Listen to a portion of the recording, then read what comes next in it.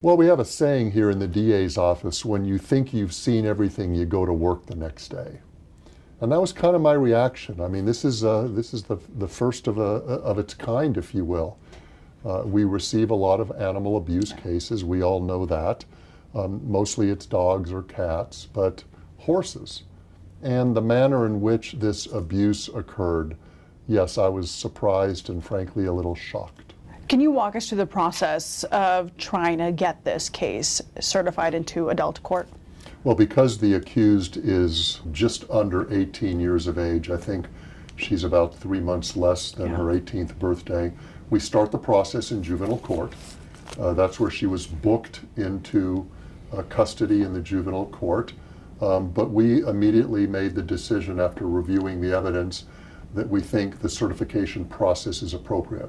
What that means is we file documents and we request that a juvenile court judge certify her as an adult.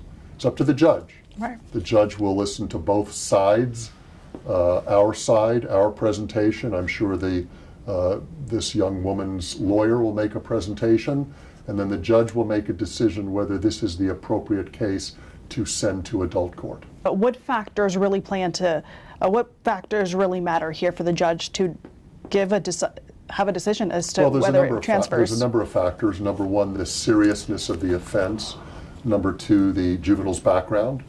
Number three, whether the services that juvenile court are more appropriate, or whether this individual should be treated as an adult. What do you say to critics out there? There's a lot of speculation, a lot of talk online that, hey, she deserves the maximum punishment, or should she get the treatment and help she may need? Well, that's a decision that the process will determine. We have good judges that make decisions. We're going to present the evidence. We're going to present the best case we can to show that she should be treated as an adult. If the juvenile court judge determines that she should be in the adult system, then we're going to proceed in our adult system. Now, that doesn't mean that she's necessarily going to go to jail. That's something that we look at, as the case proceeds. I don't know much about this young woman. I'm sure that we will learn about her, whether she has some mental health issues. But as the case proceeds, there is a level of justice. There is a desire and a need to deter others, to send a message that animal abuse is just not tolerated in this community.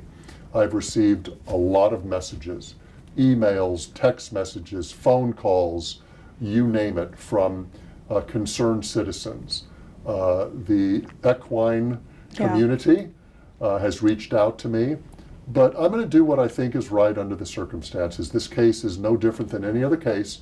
We balance the needs of the community with the background of this individual, but at the end of the day, it'll probably be a judge who determines her actual fate. How does Reeba's law change what must happen in this animal cruelty case if this case does stay in juvenile court?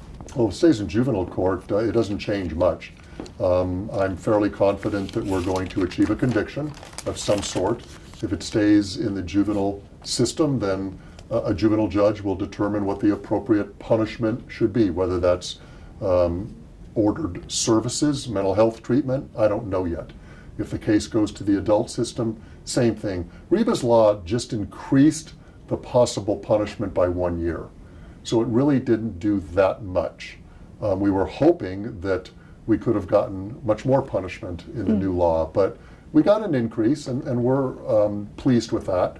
But at the end of the day, the question is whether she's convicted of a felony in the adult system and whether she should go to prison or probation with appropriate conditions. And if this stays in juvenile court, can your office still pursue felony charges? Oh, yes. It's different in the juvenile system. It's not considered a criminal case. It's considered basically quasi-civil. They're not accused of committing crimes. They're accused of committing delinquent acts. So it's a little different, but juveniles can be punished just like adults.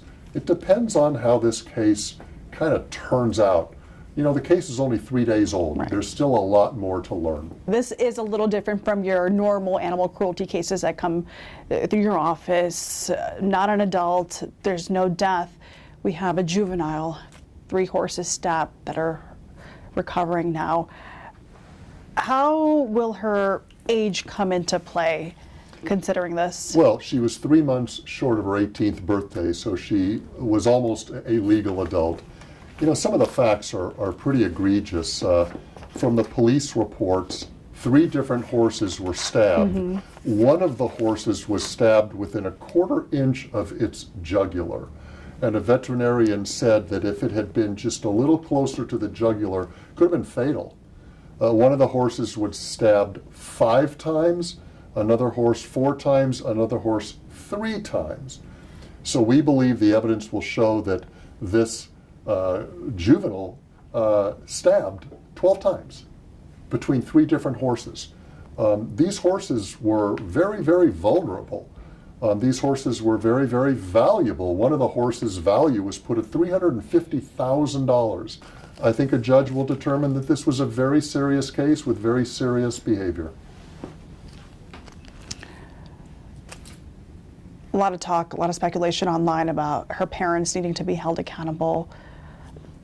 Does that ever come into play in juvenile court, even if our suspect is just shy of 18 years old? The adults didn't commit the offenses, the juvenile did. I don't know enough about the case to determine whether the adult should be responsible or not. At this point, an arrest has been made of the juvenile and we're proceeding against the juvenile. I believe she's been detained. She's still detained. Until her next court appearance, which is in a couple of days, and then her custody status will be reviewed at that time as well. She's in jail. What factors are you in your office looking into, knowing that this isn't your average animal cruelty case? We look at everything. Every case has its different set of facts and circumstances. Some are more normal than others, some are more usual than others. This is not normal and this is not usual. And we take those things into consideration. How much of the community outcry has played into your office wanting to certify this as an adult? You know, I represent all of the residents of Clark County. Many people have reached out, which is normal in these kinds of cases, but I get community reaction in many, many cases. Do I take that into consideration? Of course. I am the representative of the residents of Clark County. I make decisions based upon what I think is best for this community.